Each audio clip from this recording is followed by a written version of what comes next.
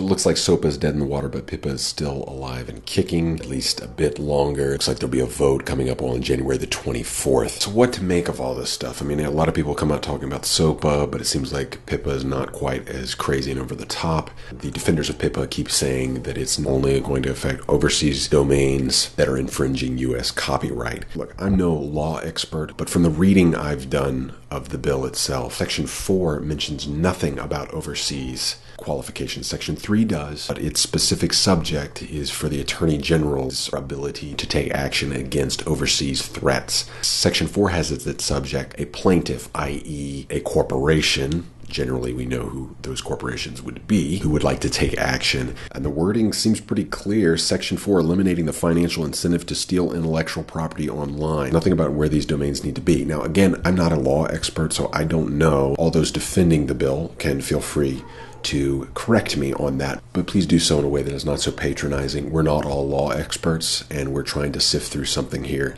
that is probably needlessly opaque. And remember that the title of this act is Preventing Real Online Threats to Economic Creativity and Theft of Intellectual Property Act of 2011.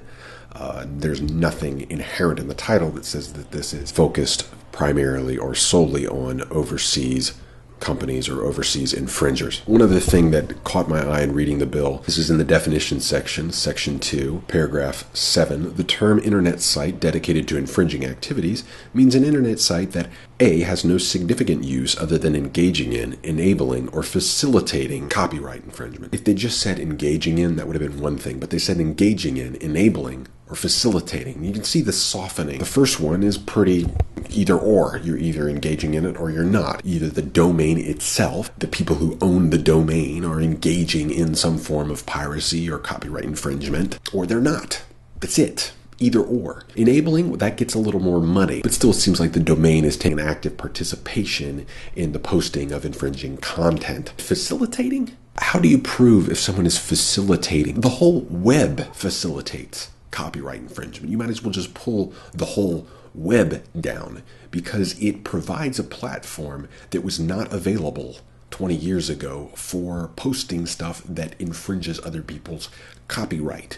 That one word to me just unwrites the whole thing. You might as well just toss the whole bill out because of that one word. It's too open to misinterpretation and misuse by the plaintiffs, and we know who they are. I think that s.o.p.a, p.i.p.a, and even this new Open Act that's been drafted to try to salvage some of what s.o.p.a and p.i.p.a were trying to do, but in a more tenable fashion. I think all of them are misguided, and all they will be are band-aids on an industry that needs a huge overhaul. So that's my limited take on what's going on here. Some people and blogs that have said it far more eloquently than I will link in the description. Here are a few. This was a great one found on Ars Technica by Eric Goldman, which he discusses the Open Act, a comprehensive look at some of the problems with p.i.p.a and s.o.p.a as well. Yeah, just an overall really illuminating post. Another great post comes from a good friend Brad, injects a little bit of humor into the equation with his letter to his congressman and makes some great points in the process.